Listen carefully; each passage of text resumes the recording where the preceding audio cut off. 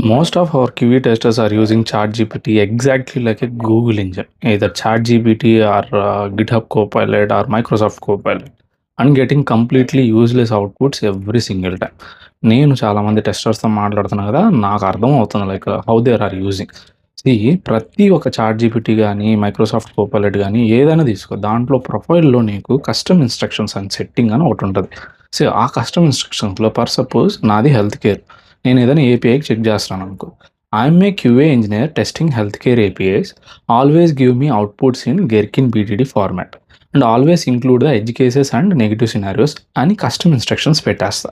So, ప్రతిసారి ఇప్పుడేమైద్దంటే నేను క్వెషన్ అడిగినప్పుడు ఆల్రెడీ ప్రొఫైల్ లెవెల్‌లో కస్టమ్ ఇన్‌స్ట్రక్షన్స్ అనేవి సెట్ చేశాను.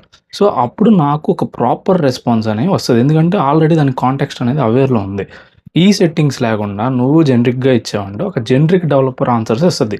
అది మనకి టెస్టర్స్‌కి అసలు యూజ్‌లెస్. ఈ ఒక్క సెట్టింగ్ మనం చేంజ్ చేసుకుంటే చాలా టైం యూజ్ అయిద్ది. ప్లస్ నీకు కావాల్సిన అవుట్‌పుట్ చాలా ప్రాపర్‌గా వస్తది. అర్థమైందా? సో, వెన్స్‌డే అయితే మనం ఫుల్ సెటప్ అయితే ప్లాన్ చేస్తున్నాం. Wait for